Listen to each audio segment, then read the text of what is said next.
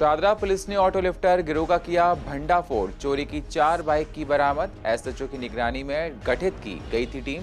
Police मामले की जांच में जुटी।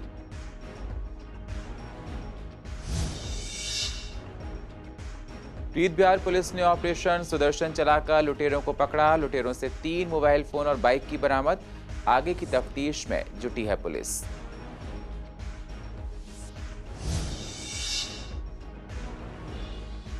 गाजीपुर बॉर्डर पर किसान संयुक्त मोर्चा ने की मीटिंग। किसानों को पीएम के भाषणों पर नहीं भरोसा। सरकार एमएसपी पर गारंटी और मेरे किसान पर मुआवजा पर करे चर्चा। ईडीएमसी के कमिश्नर के टैक्स बढ़ाने के प्रस्ताव पर पार्टियां नाखुश। कहा कर का बोझ जनता पर ना डाला जाए।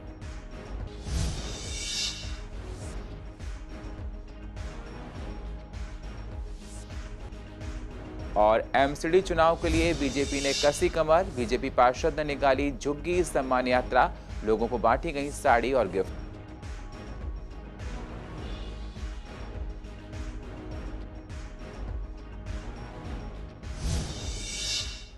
नमस्कार, स्वागत है आप सभी का सीसीएन में। मैं हूं आपके साथ सुनील चौहान और आप देख रहे हैं पूर्वी दिल्ली खास। अब होते हैं रूबरू पूर्वी दिल्ली की अहम खबरों के साथ। शादरा पुलिस की टीम ने एक ऐसे ऑटो लिफ्टर के गिरोह का भंडाफोड़ किया है जो आए दिन नई नई वारदातों को अंजाम दिया करता था, जिसके पास से 4 चोरी की बाइक बरामद कर ली गई हैं। एसएचओ शादरा की कड़ी निगरानी में टीम का गठन किया गया।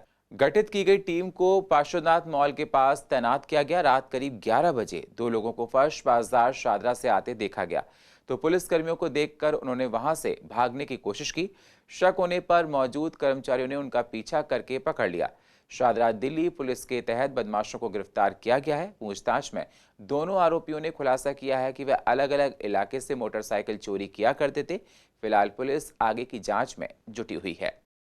शादरा पुलिस स्टेशन का जो पेट्रोलिंग स्टाफ है, उन्होंने 2 बंदे को शक के तौर पर उन्होंने रोका।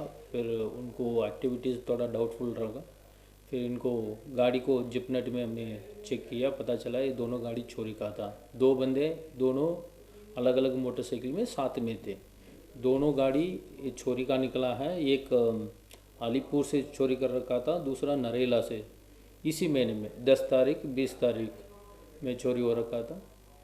फिर इसको थाने में ले जाके पूछताछ की है। पूछताछ में पता चला इसमें एक आदिप खान है, शास्त्री पार्क का रहने वाला है, 19 साल का उम्र है।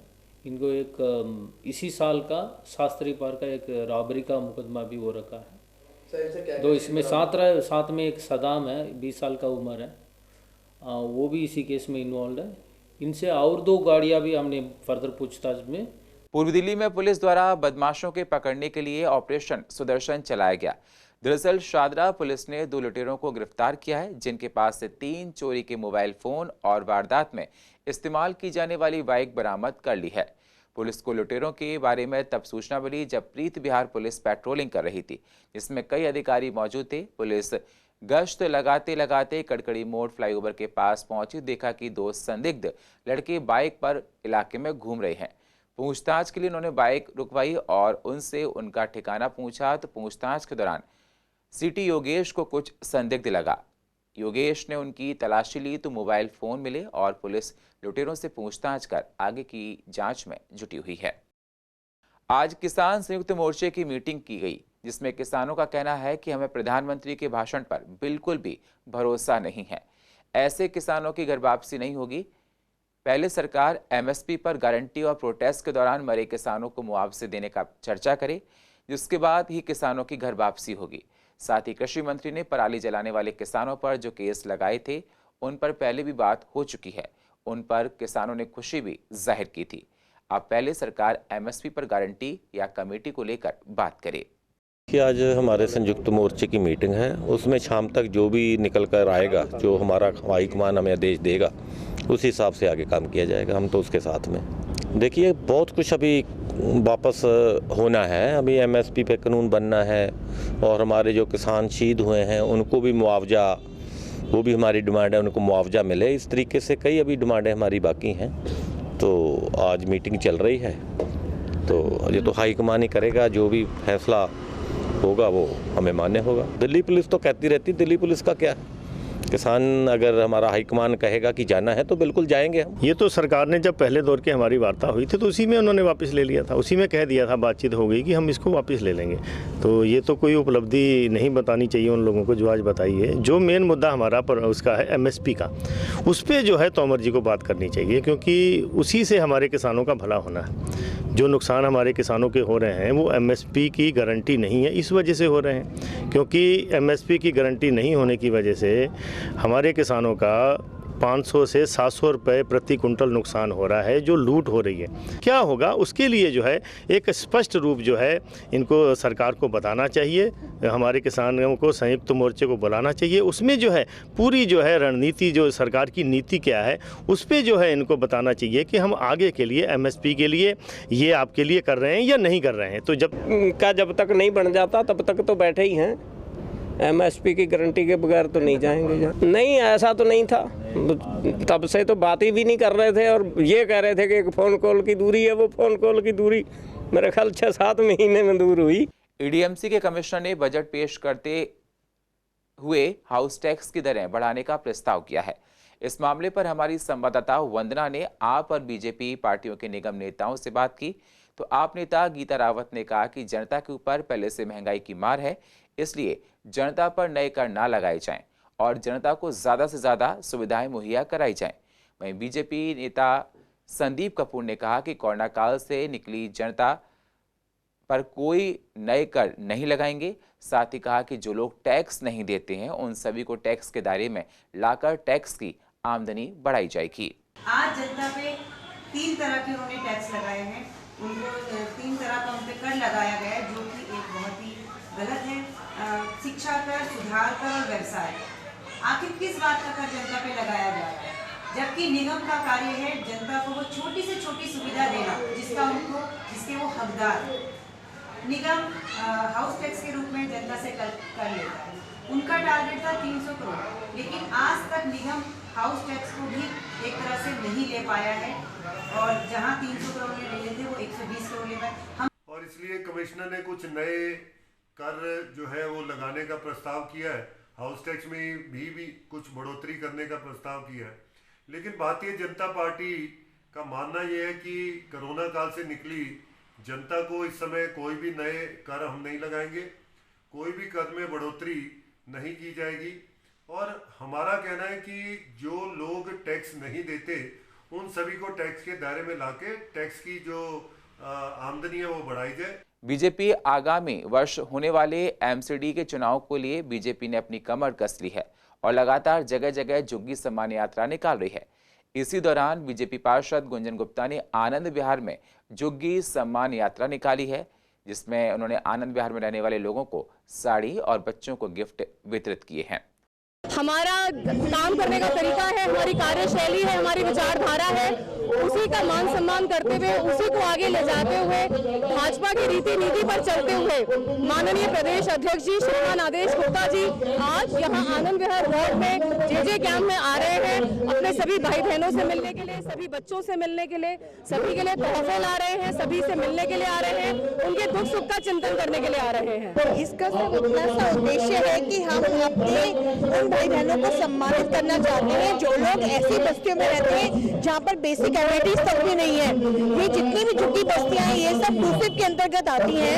यहाँ पर शौचालय की व्यवस्था डूसिप देखती है, दिल्ली सरकार का ही विभाग है, लेकिन मुझे बड़ा बहुत आता कहते हैं कि वो लोग बिल्कुल भी ध्यान नहीं करते।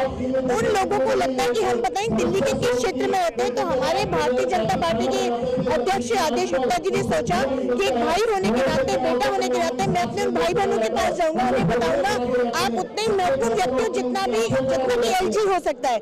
आज यहाँ पर झुग्गी सम्मान यात्रा का आयोजन किया गया है आनंद विहार में और विश्वास नगर में। वहाँ काफी भारी मात्रा में हमारे ये भाई आए हैं। आज इनको सम्मानित, देखिए झुग्गी में रहने वाला बच्चा अगर PhD करके डॉक्टर बन गया है, झुग्गी में रहने वाला बच्चा अगर CA बन गया है, तो ऐसे बच्चों को तलाशा है और जो वहाँ झुग्गी में रहते हैं तो उन बच्चों को सम्मानित किया जाएगा। बहुत सी यात्राएं होती हैं जिसके अंदर कार्यकर्ता नेता का सम्मान करते हैं। ये पहली ऐसी यात्रा है जिसमें नेता आम जनता का सम्मान करेगा। गीता कॉलोनी इलाके से एक सनसनीखेज मामला सामने आया है, जहां एक एजेंट कैश कलेक्शन करके वापस आ रहा था, जो जगतपुरी की आलोक ट्रेडिंग कंपनी का कलेक्शन एजेंट है।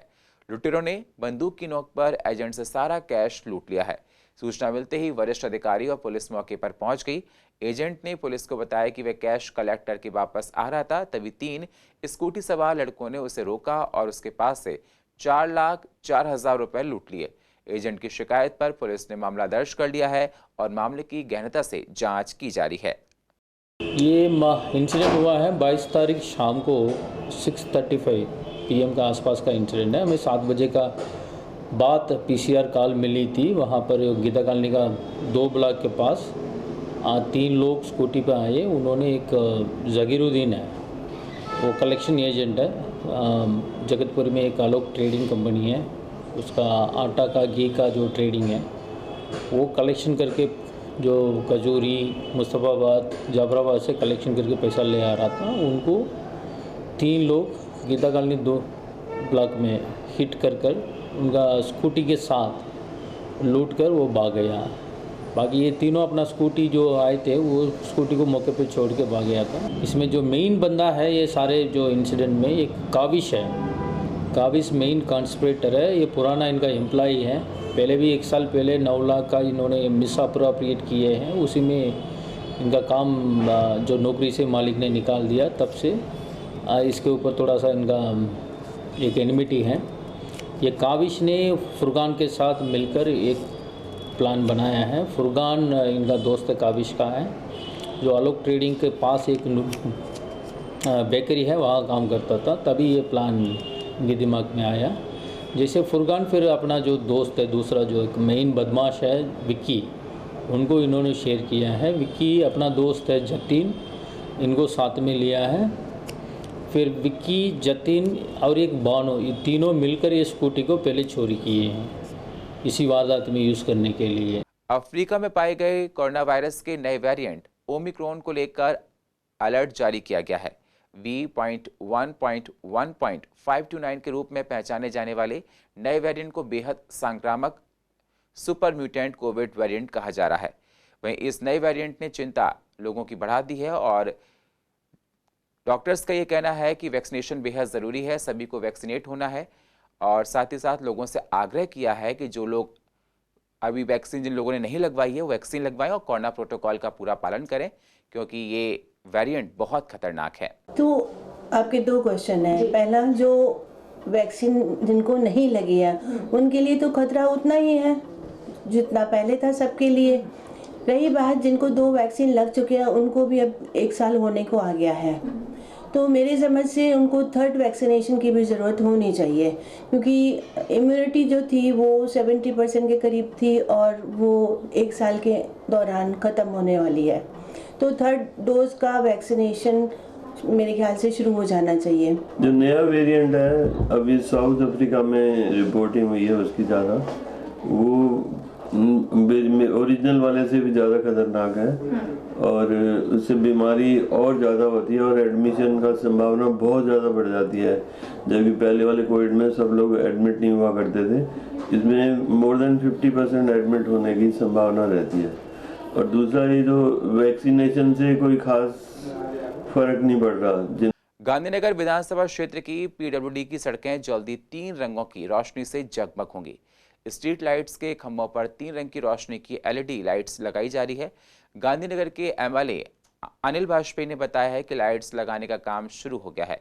देश की आज़ादी के अमृत महोत्सव के मद्देनजर कदम उठाया गया। लाइट्स की रोशनी से सड़कें जगमग करेंगी। साथ ही कहा कि लाइट्स का काम 1 महीने में पूरा हो जाएगा। पूरी गांधीनगर मेन रोड कश्यप मोहल्ले तक मेरी विधानसभा पड़ती है और फिर मदर डेयरी से आप पुराने पुल से शुरू हो जाएं तो शमशान घाट गीता कॉलोनी तक मेरी कंस्टिट्यूंसी पड़ती है। उसके बाद Azad Nagar metro station Surya nursing home से लेकर जो सर्विस रोड हमारी PWD की है उस पर सारी लाइटें लगेंगी, plus Welcome metro station, Seelampur metro station, Seelampur metro station से बाएं हाथ पे हमारा जो शास्त्री पार्क की जो जीटी रोड वाली रेड लाइट है वहां तक, और शास्त्री पार्क से बुलंद मस्जिद होते हुए, और जब वो जीटी रोड पर जो सड़क होती है पुराने पुल से लेकर, और ये वहीं पर ये लाइट जो है वहां पर ये खत्म हो जाएगी। और इससे पूरे 1 महीने के अंदर पूरी गांधीनगर विधानसभा आपको जगमगाती हुई नजर आएगी। और ये मैंने वादा भी किया था और ये मैंने पूरा किया। और पूर्व दिल्ली की अधिक जानकारी के लिए आप YouTube पर जाकर CCN लाइव को सब्सक्राइब करें और फ्रेश अपडेट लेते रहें। और फिलहाल पूर्व दिल्ली खास में इतना ही। बाकी खबरों के लिए आप बने रहिए CCN के साथ। तब तक के लिए नमस्कार।